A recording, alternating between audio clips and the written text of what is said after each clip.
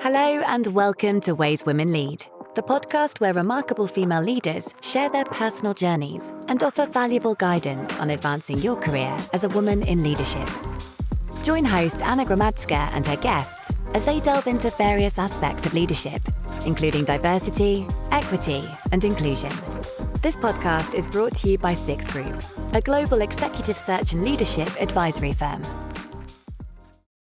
Sophie, welcome to Ways Women Lead. It is a pleasure to have you here. Thank you. Nice to see you again, Anna. So I will start with an introduction, and maybe I will let you to introduce yourself to give us a little bit of context of, the fantastic achievements and the interesting career journey you have had until now. My name's Sophie. I'm currently the lead for mergers and acquisitions and business development at Chart Industries, which also includes Howden now, where I was working before. I have spent most of my career as a consultant, so on the kind of the other side of things. That started when I was still at university. So I studied economics at the University of Exeter. I did a year in industry where I spent that year working for a consultancy house in London called North Highland. I loved it. I got the taste for consultancy. I loved the project work, the teamwork, the diversity of the challenges and the projects the problems that we were sort of solving. But I wanted to get more into the strategy side of things. So North Highland was definitely more implementation consultancy, and I wanted to dip my toes in the strategy side. So I was actually working with a charity at the time called Upreach. They work with students from less privileged backgrounds, so they consider themselves a socioeconomic diversity charity. They had found me during my time at Exeter. I had flagged up as a student who had come from a less privileged background. So they provide you with sort of coaching, mentorship, CV guidance. And in a catch up with them, they basically told me I had all the credentials to apply for a company like McKinsey, which I hadn't really heard of before. And if I had heard of, just thought there was no chance of somebody like me getting in. But they did give me the confidence to apply. I applied and I was successful and was accepted onto the summer internship program with McKinsey & Company in London. So I did that summer internship that obviously went well because I was then accepted as into a full-time position after I graduated. So I went to McKinsey for about 3 years after I graduated, just the general BA tenureship, so business analyst tenureship, where you work on a variety of projects with lots of different teams, developing your kind of what they call a BA toolkit, right? So your basic Excel, your basic PowerPoint, the ability to communicate with clients and stakeholders. Then I kind of pivoted and went on a secondment with a tech startup. So it's very common actually for after a couple of years at McKinsey, they encourage you to get out to either do an MBA or go and work out in industry to just kind of test the real world, take a bit of a break. So I did that. I was chief of staff to the CEO for a year, which was awesome, but I was definitely felt ready to go back to McKinsey after that. And that was the point which I started to specialize in mergers and acquisitions and then heavy industrials in particular within that practice. So I did that for a few more years until Howden found me. So Howden is a kind of highly industrialized machinery company who provide the kind of highly engineered machinery that moves or stores gas or liquid gas, right, for multiple industries. That's probably the easiest way of thinking about what they do. But they found me and it was the industries that I worked in, so kind of heavy industrials. It was my practice, it was M&A, to lead M&A for that business. And it was in Scotland, which I wanted to move, which I was looking to move to because my wife is based up here. So everything pointed towards me saying yes, and I took on that opportunity. Shortly after I took it on, Howden were acquired by Chart. So that's why I say I now work for Chart Industries, M&A and business development. So that's a kind of run through everything I've done so far. Fantastic, very diverse career journey. And so this brings me to my next question. What lessons you've learned from this transition from consultancy going in-house that you could maybe give some advice to others? Yeah, I mean, it's a very common career path. I think more common to come from consultancy into industry than the other way, although there are people who make that move as well. Although I think that way would be much harder. I think there's a number of skills that consultancy, but McKinsey in general, and I'm sure the same would be true of BCG and Bain, they kind of set you up very well for industry in a number of ways because you are essentially given like a crash course in business over the 2 years you're in that BA position, right? So everything from Excel analysis to the basics of, financial analysis, P&Ls, balance sheets, making PowerPoints, communicating effectively, whether it be through email or through PowerPoint or presenting. You learn all of those skills very, very quickly because you're out in the end, right? So it's a fail fast type culture, but you're very well protected because of the way a team is set up. So I think you kind of hit these milestones probably a little bit faster than you would do in industry, which means when you do leave, you're kind of projected a bit further ahead in your career than you would be probably if you'd been in industry from the outset. So I was very grateful for that. I was able to get my head around the business quite quickly, around their financials, around their problems. I'm able to kind of really focus on problems and approach that problem solving in quite a structured way. But I think what you don't get, right, is you don't get the background, you don't get the context. As a consultant, especially when you're working in the big three, you often come in and very quickly, within 4, 5, 6 weeks, you're needing to make a recommendation to that client, right? So there is a lot of time and capacity for you to understand the historics of that business, perhaps what they've tried before, what's failed, the certain dynamics, the people, the decision makers. You kind of put all of that to one side, right? Or you get you can, but not at the same level. Whereas when you join a business, you need to take time. You have to take the time to understand that, because ultimately you do the best piece of work. But if people aren't bought in, you haven't got sponsorship, you haven't brought people along that journey with you, nothing will change, right? So I think that was a big lesson for me, was probably the overall theme is slow down and talk to people, listen. Don't assume that you know the answer straight away, because there's probably people who have been looking at this problem for a long time before you've arrived, right? So understand what you've tried before, understand the thoughts, opinions, the hypotheses that people who have that business knowledge have, and pull all of that together, and slow down the pace, right? I think as well, when you're in a McKinsey team, everyone is 100% dedicated to solving that problem in that 5 or 6 weeks. Not the case when you're in business, right? This is often just one of multiple priorities of everyone who's in a project. So you need to give the patience to that, right? It takes a while to gather the data. It takes a while to get everyone together to discuss the insights. It takes a while to get resources dedicated to that project. So you've got somebody who's got the time to crunch the data or create the slides or do the analysis. So you need to have a bit of patience with that and not expect to have immediate impact, right? So I think that can be a big challenge. People coming from the fast-paced world of McKinsey into industry is you feel like you're not delivering, right? And you question a little bit because it takes much longer. I think my advice to anyone who's doing a similar move is probably assume for the first 3 to 4 months you're going to add no impact, right? No added being there, but really that time is for getting to know the business, listening to people, forming like the bigger picture, right? Which will pay dividends later on. And what advice would you give to corporations to develop their talent and their leaders better? You said you have a very fast start, very good start as a consultant. And I have seen that as well as an executive search consultant, that people coming from McKinsey tend to be able to adapt really well and really fast to a new position within a corporation. They tend to be trained very well at transitioning into new roles and delivering consistently. Do you have any advice on the basis of your experience on how to better develop their teams, their talent, their leaders? I think it's all about, so much is in their power, is in the hands of the manager, right? There's so much there. And I think we'll touch on that later when we get into like benefits that encourage the attraction and the retention of a diverse workforce, right? I think for a manager, it's essentially that making time to understand your team, give them enough guidance on what they're working on, making sure you're delegating fairly and responsibly, so it's kind of within somebody's capabilities, but a slight stretch all the time, making sure they're getting sponsorship, that mentorship development, they've got the support they need, they're clear on what's kind of expected of them, regular feedback, right? I'm a big advocate of feedback every day on every project to everyone in both directions.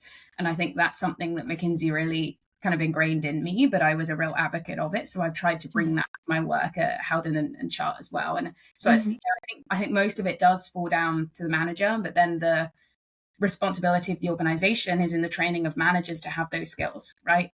Which I think is actually often a mistake that I saw in my consultancy years with the clients I worked with. That was something that was often neglected, right? Is everyone was given the same sort of blanket training. Managers weren't given additional special management training, right? Taking into account the added responsibility they had for their direct reports. So yeah, something McKinsey does very well, something I'm trying to hold myself to account to now. I've got a growing team at Howden and Chart.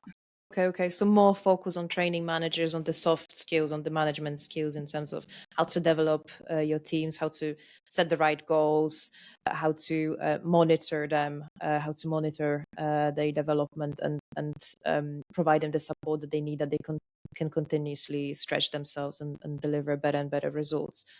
I'll move on to your story because it is a really interesting story in terms of DEI. What's your DEI story? Why are you passionate about DEI? Yeah, well, I suppose this definitely is my story, right? So whilst my story actually does cover a number of topics within DEI, I'm also very aware that I'm ignorant to the other areas that my story doesn't cover, right? But I think with that kind of caveat and that in mind, is probably the first dimension of DEI that I encountered was the one of socioeconomic diversity, right? I think I went to the University of Exeter, where the majority of students, especially the majority of students on the economics, the business programs, were from more privileged backgrounds. It's just one of the universities that has a higher percentage of students from privileged backgrounds. That was immediately challenging for me because I just had a very different perspective to the people on my course. And I was needing to balance 2-3 part-time jobs alongside my degree, whilst they were kind of all focused on their degree and or partying and just having a better time than me, to be honest, at university. But it was hard because when we started talking about the careers that we were interested in, the connections we had in the business worlds that we were interested in entering, I just felt like I was immediately on the back foot. I didn't have any connections. I'd never heard of PwC, KPMG, McKinsey. I'd never heard of these companies before. I didn't understand what consulting was. There were no doors that could be opened for me, right?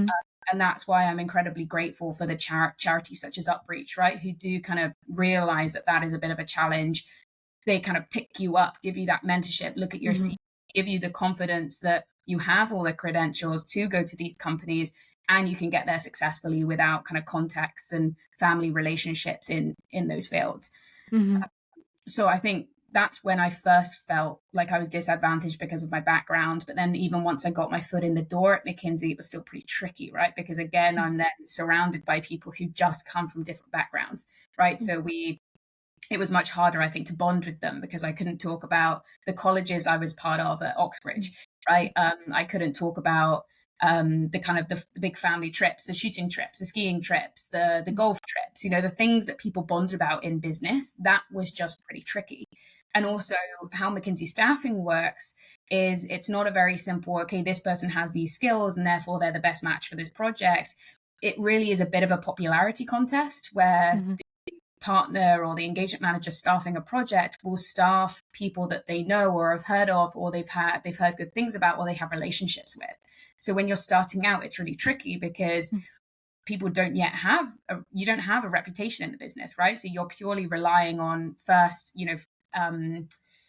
their first view of you when you meet for a coffee, right, to discuss a potential project. And again, I found a lot of my colleagues who were starting out at the same time as me, they had relationships from their colleges at the Oxford universities, right, as an example. Or there was a family contact network and somebody had put somebody in touch with someone, therefore they kind of wrapped their arms around them, got them staffed and got that accelerated. Whereas for me, it kind of felt like I was quite alone in that and just had to really put myself out there and take what I could and just graft, right, for a little bit longer. Yeah, so that was tricky. So yeah, I'd say socioeconomic diversity was my first kind of, this is why I'm interested in D&I. And then the kind of being the gender representation came much later. Once I was actually staffed on projects and I realized that I was quite often, especially because I worked in heavy industrials, I was quite often the only woman in the room, senior or junior. I was quite often given the tasks such as getting the coffee, taking the notes, picking team lunch, doing the admin. I think at one point and I'll never forget this moment, but a male colleague actually made a comment that I would make a kick-ass personal assistant. And there's nothing against personal assistants. It's just not the job I was doing. I was doing the same job as him. And I just remember how that made me feel because I was like, I'm not putting my hand up to do any of these things, but I'm being asked to do them and I'm doing them well. I'm diligent. And there was, I once got feedback that my pitch was too high and to try and lower my pitch because it was sometimes quite painful to listen to me. Like I have that feedback. If I was often sometimes the youngest, but the only kind of girl in the room, and say there's like 4 seats at the table with the client, those seats would be given to my male colleagues who were at the same level as me before they were given to me. And I'd always be the person kind of sat in the corner or sat at the back of the room for a long time. So that was quite challenging as well.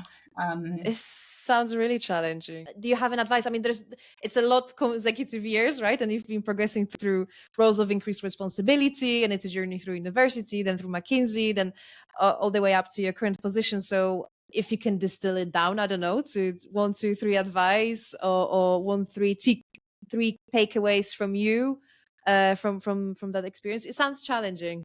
Yeah, it is, and it's mostly a confidence challenge, right? I think with that in mind, it's, number one is because it's easy to say to people, just have the confidence, believe in yourself, get over that imposter syndrome. It's not that easy, right? So I think practical advice is to just like network. It will feel uncomfortable, it will feel forced. Do it. Like get to know partners, work out the proposals partners are working on, the side desk projects they're working on, offer to help. Get to know the partners, the APs, the EMs. So in that's McKinsey language for essentially the most senior people in the business. Just really put yourself out there. Go to those out of hours events, so people recognize your name, because that actually goes a lot further than you think, right? Because a partner will, at McKinsey anyway, a partner will get a list of business analysts. If you're the only name on that list that they actually recognize, whether it be just from talking to you at an event, you're going to have an immediate leg up, right? Because you're going to be for them, right? So put yourself out there, do the extracurricular, be helpful, and just kind of, I suppose, believe that work will then come back around, because it did for me. That's probably number one. Number two is, actually, often people say when you are kind of asked to get the coffees, to get the lunch, I think there's this growing movement around resisting that. But for me, I was like, look, I want to be helpful to my team in whatever form I can bring. And whilst I hope it gets to the point where I bring so much value through my actual work that I could say no to picking up the coffees. For my first couple of years, I just did whatever was helpful, right? And that then meant that I was never going to get feedback from the team that I wasn't, a team worker, right? That I didn't want the team. And that was completely within my control, right? Like, sometimes I made mistakes in Excel. Sometimes my PowerPoint weren't perfectly aligned, right? That was slightly outside of my control because I was learning. But what was inside my control was my mindset, my work ethic. So I made sure that was perfect. And then the third one is feedback, I guess, right? It's constantly ask for feedback. So you are making sure you're learning, but also give feedback to your managers, because the example I gave of when my manager told me my pitch was too high, or when I was kind of left out from my male colleagues, it's sitting up at the table with the client and put at the back. I raised that quite honestly and forwardly with my managers at that time, to kind of, because I think that builds a mutual respect, right? To say, this is what you did, whether or not it's what you intended, this is how it made me feel.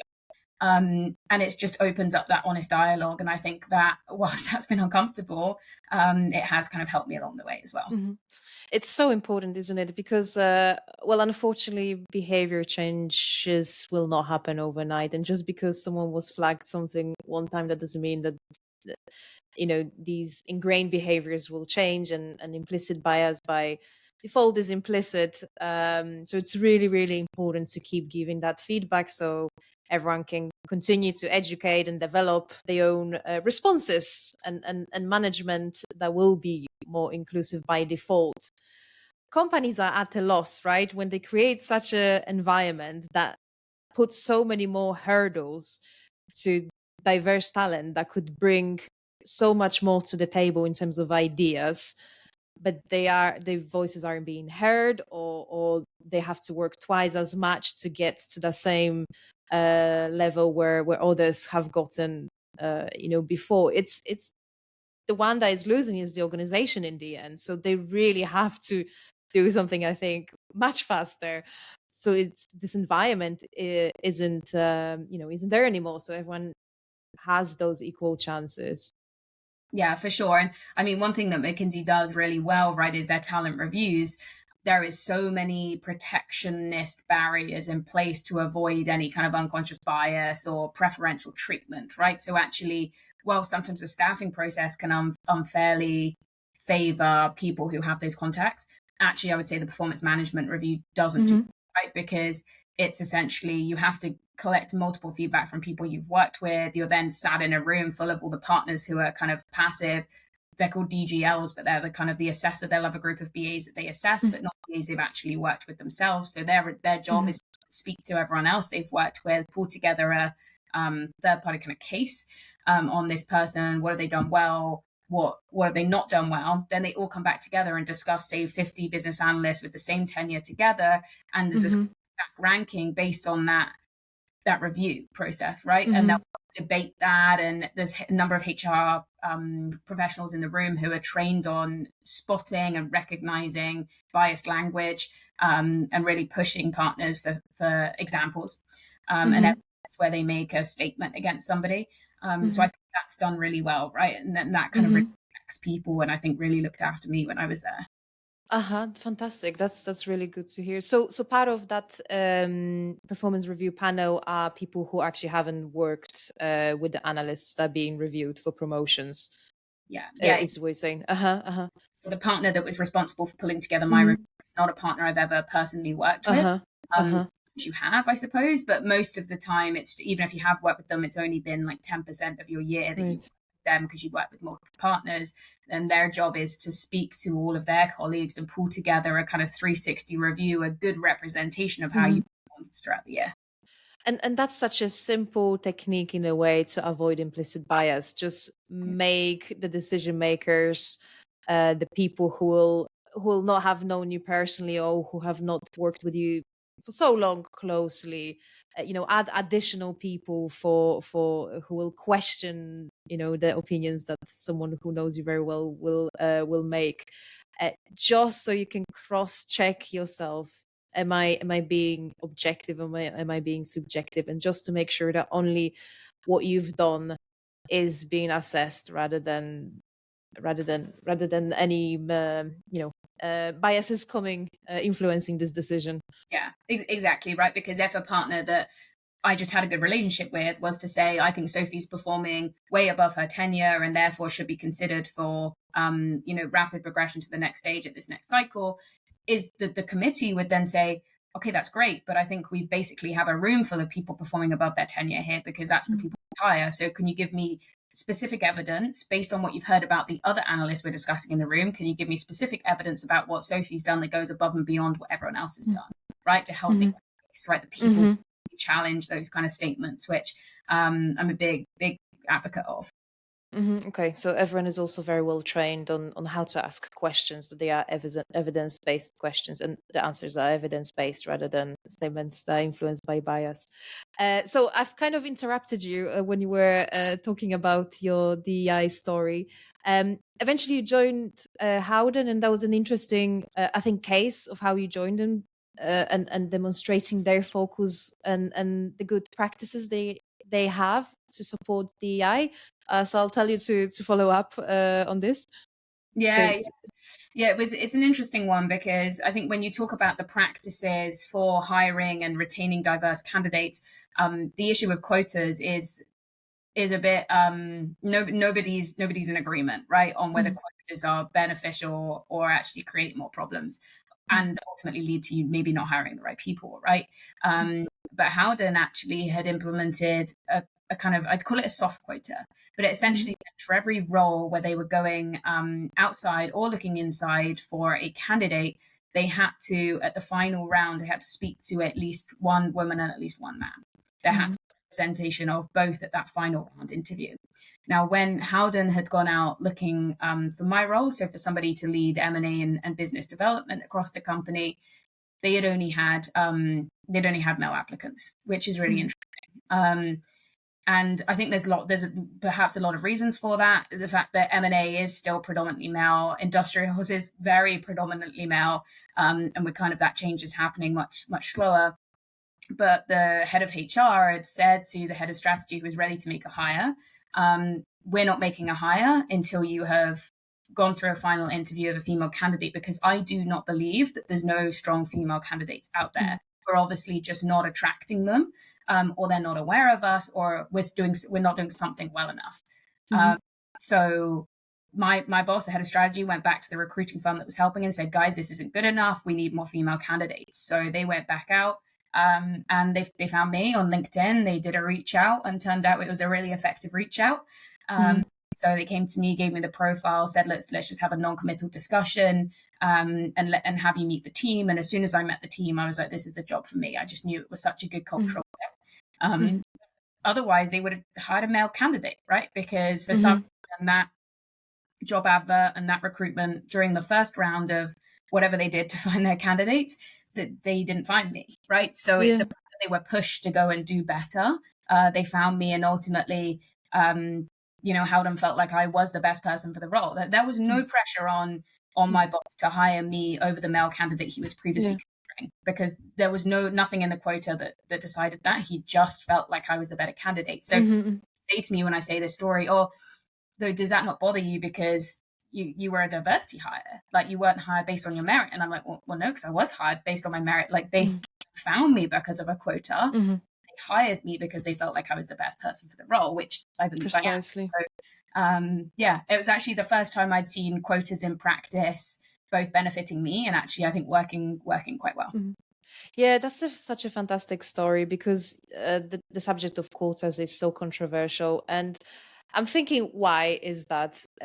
We all know we need more diversity across organizations, because it benefits organizations in terms of better performance, better innovation, better results, etc. And we're not getting it.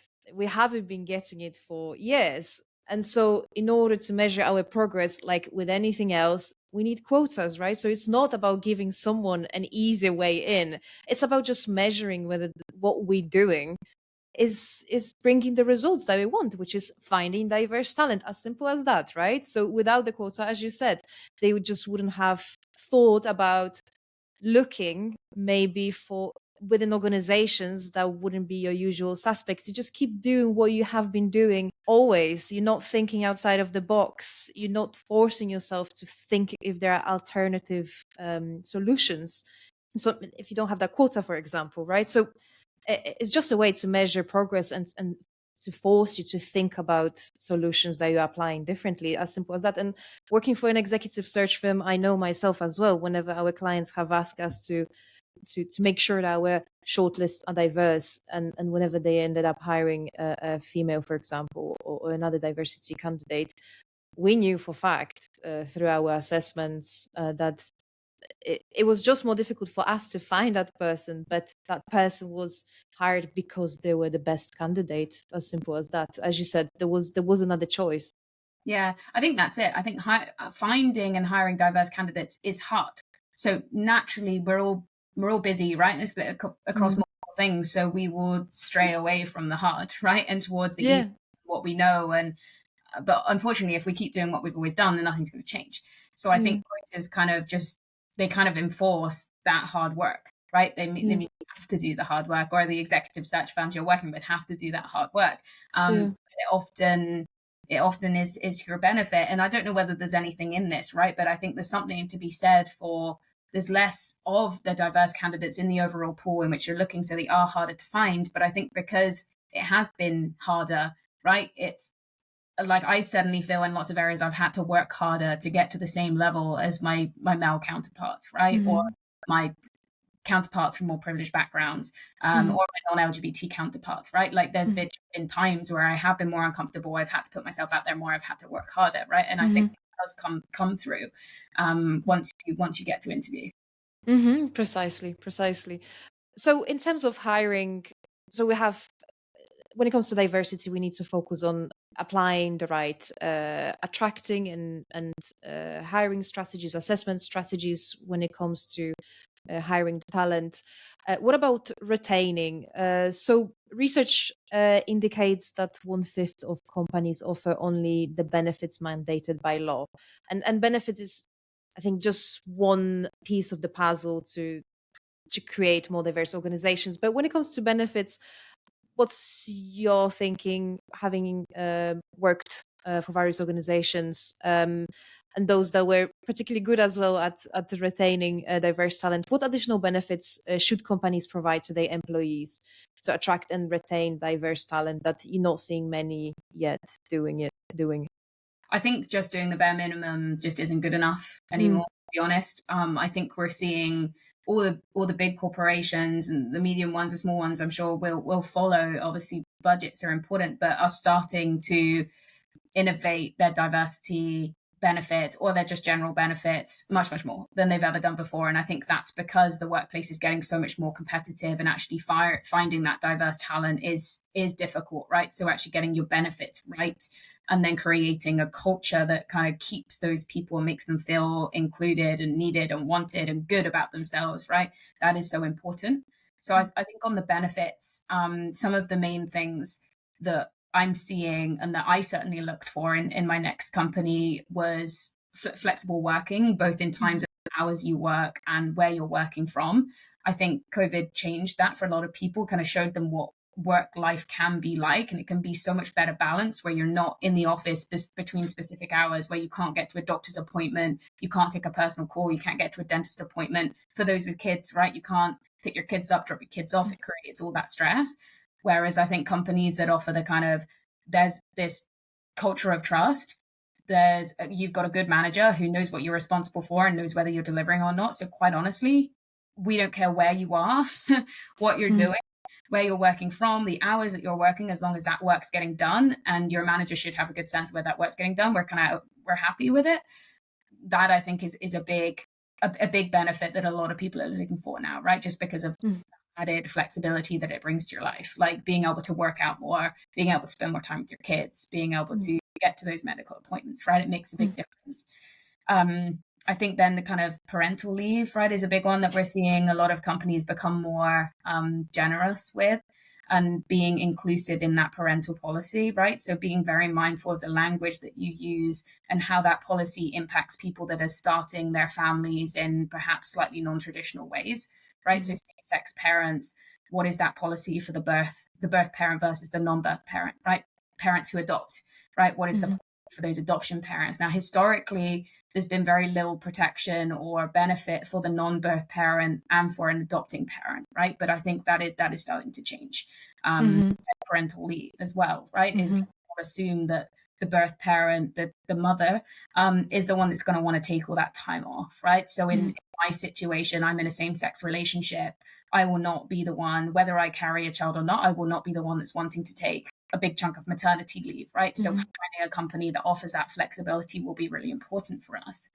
And then finally, I'd say inclusive healthcare. And this is something that actually I had to lobby pretty hard at McKinsey for. So whilst McKinsey do a lot of things very, very well, and I feel incredibly lucky to have been able to start my career there. One thing that we realized they maybe didn't do so well is their healthcare coverage is very, very good. They look after the people that work for them very well. But that healthcare coverage fell down when it came to same-sex relationships or trans colleagues, right? So that any coverage. So, for example, fertility benefits, if you're in a heterosexual relationship and you were struggling with your fertility, you were covered by the healthcare. Whereas if you're in a same-sex relationship and you were obviously struggling with your fertility, there was no coverage because you prove infertility, right? So did a lot of work, and once it was raised, right, McKinsey, they were amazing. Getting like the most senior people involved in that decision process, it was an uncomfortable process for me because I had to put myself out there. I essentially had to out myself as a gay woman to the people in the business I maybe wasn't ready to out myself to. I also had to out the fact that I was thinking about becoming a mum soon, right, which is another thing which straight people don't have to do. But they did look at it really hard, and it's now changed the policy, right? And the same goes for, we did a lot of lobbying around trans healthcare coverage as well, right? So I think those are the kind of three categories that I see kind of innovating and changing the most and are really important to people. But like you say, the softer stuff's also important, right? The non-formal benefits, are you creating real career opportunities for your people? Are you providing mentorship and sponsorship? Are you creating communities of like-minded people that come from the same kind of underrepresented background? So you're creating a safe space for those people, right? Are you really getting money where your mouth is, right, around these initiatives to change, right, and make sure managers are inclusive and are creating fair opportunities for people. I think almost the softer stuff's a bit harder to do, but it's just as, if not more important.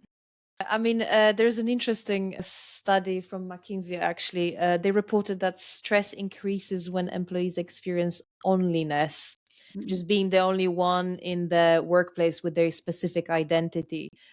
Do you have any ideas, any specific advice, ideas, or something maybe that you've experienced that worked really well in terms of cultivating an inclusive atmosphere, regardless of biases?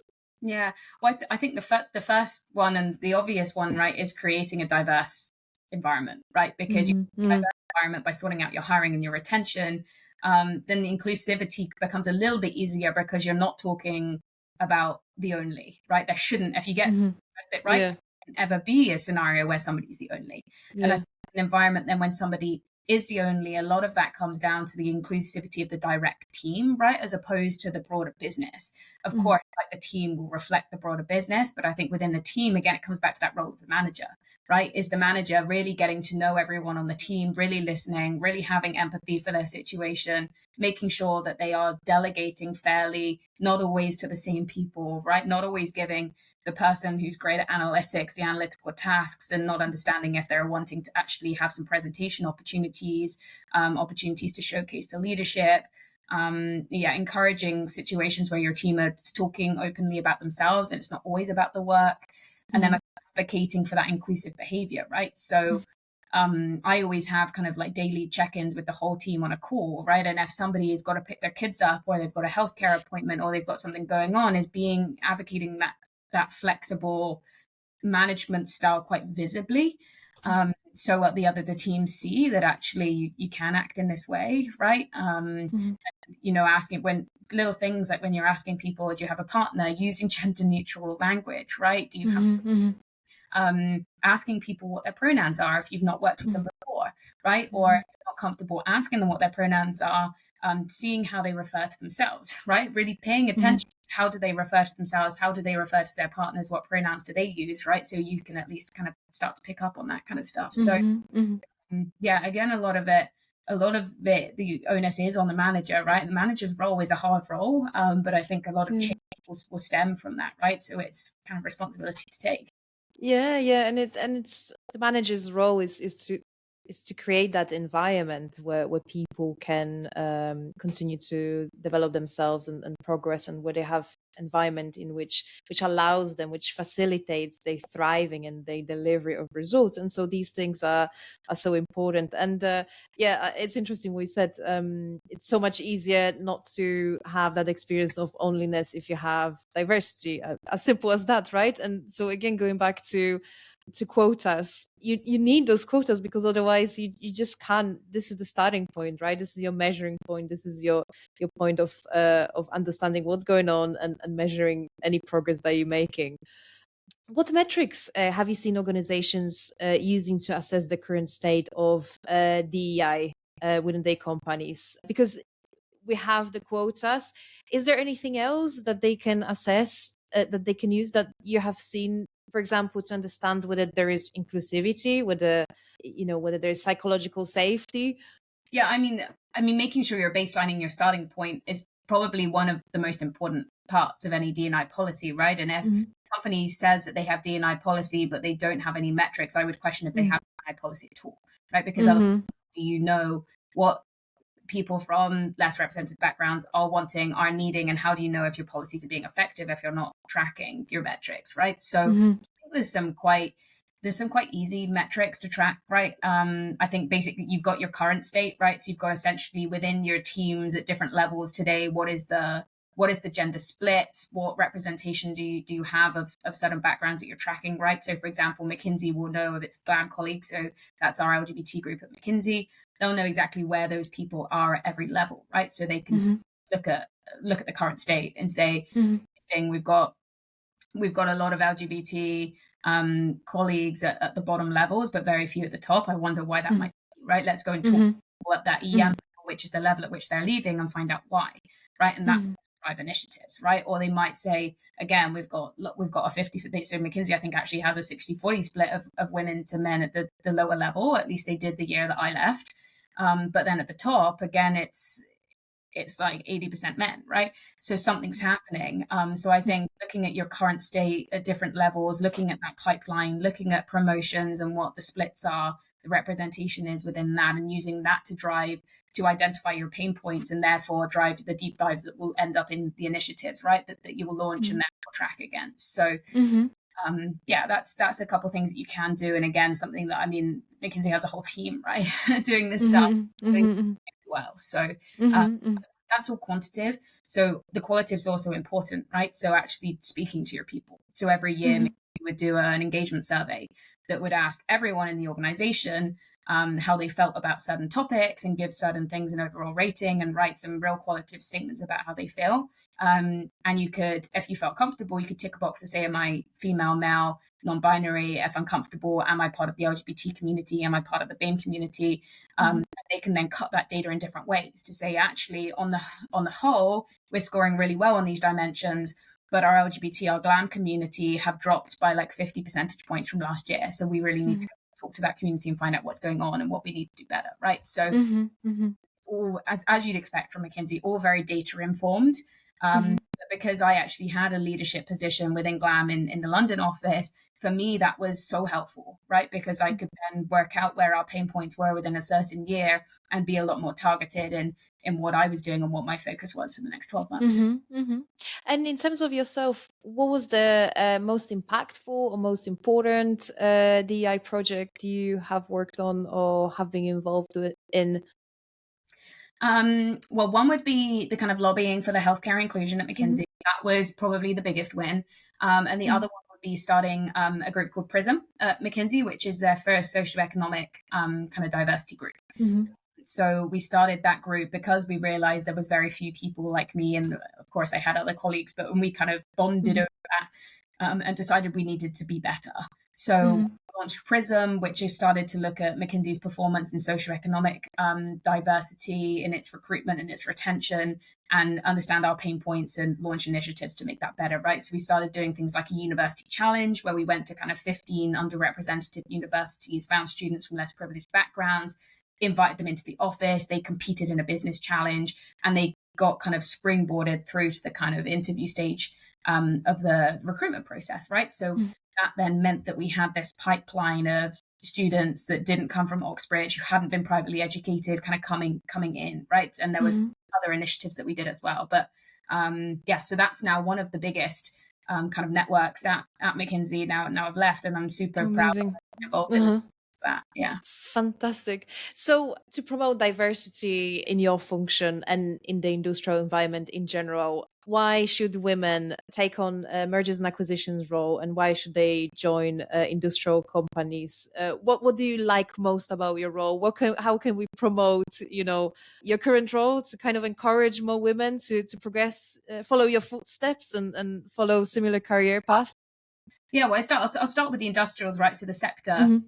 I think the reason I was so interested in the sector and why I'm still so interested in it is because it is a heavier, more traditional industry. It's much harder to change, right? With a tech industry, you haven't got the tangible, you haven't got heavy equipment, you haven't got hundreds and hundreds of years of tradition, and kind of the average age of the industry, I think, is much older as well, which means the change is much harder, but those problems are so much more interesting from my perspective, right? So essentially, how do you decarbonize the steel and cement sectors, right? Like a really hard project. And I'm not technical at all, right? So I think to the average non-technical person, they'd just be like, Jesus, I've got no idea. I have no idea.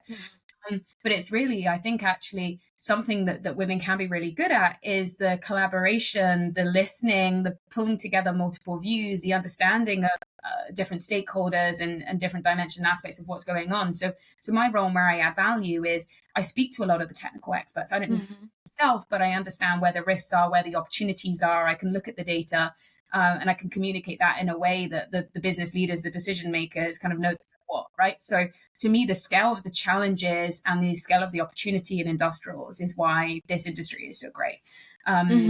So that's probably the sector. And also, right, it's all well and good being in, if you are kind of pro the green movement, decarbonization, and avoiding climate change. Lots of industries, it's great being in them, right? But the one that's going to drive the difference is industrials, right? This is where you need to be.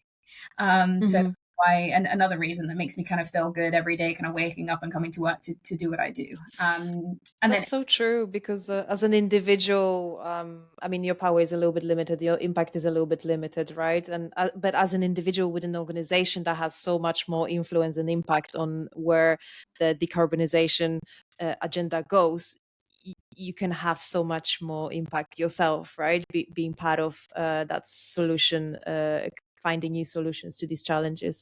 Yeah, exactly. Because and then M&A, right?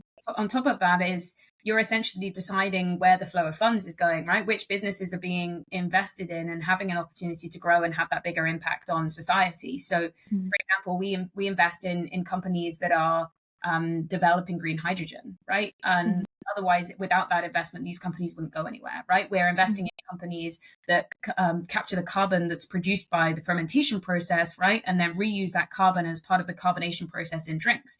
We're closing the loop, right? In industry or otherwise producing a lot of greenhouse damaging emissions, right? And I think that's also a really cool thing to be involved in. I think with M&A, it's the impact that you're having via economics, right? But also the varied nature of you work with different people all the time, you're exposed to different sectors, you're always learning something, and it never gets boring, right? So I think that's why I really love being in M&A. What advice would you give to your younger self at the beginning of your career journey, or maybe even before, when you were first joining the university, which was kind of first experience of where you had to find yourself kind of in a new environment? What would that advice be? Probably just, be comfortable that you are adding value in your own way. Don't constantly stress that you're maybe not adding value immediately or as quickly or as visibly, right, as other people, especially your younger male colleagues, right, who probably will shout a little louder and make you feel insecure because you're not shouting out, it's loud, is believe that you are adding value, because otherwise you wouldn't be there, right? Like processes, especially in these big corporations and prestigious universities like the University of Exeter, right? They don't make mistakes, right? If you that university, if you get hired by that company, you are there for a reason. You're there because you can add value. So believe that you're going to add that value, and also understand that some of the responsibility of you adding value is on that company getting the best out of you, right? So I'd spent a lot of years feeling very, very insecure and very stressed and massive imposter syndrome that I think could have been avoided had I not have known that. But then I'm also happy, like it definitely instilled a very good work ethic in me that is as far as I've come, right? So, but yeah, I think I just would have enjoyed those years a little bit more had I known that. Thank you very much for all your advice. It's been an absolute pleasure to have you here. It's been a really, really interesting story, and the projects that you have created are so important. And just even putting yourself out there, as you said, it's not so easy to talk about your personal things when nobody else is talking. So, but you're making a massive difference by doing this, because you are the first one, then you're creating a movement and a change within one organization and then others with you. So it is so important. So thank you very much for sharing this story. It's been a pleasure. No, thanks for having me. It's always good to talk about these topics. So I'm glad to see there's people like you getting more stories out there. That's it for this month's Ways Women Lead episode. But there is plenty more insightful and actionable advice from where this podcast came from. Check out our website on www.six-group.com if you'd like to know more about how to build and develop diverse, inclusive, and effective leadership teams, and how to progress your career as a leader. See you next time.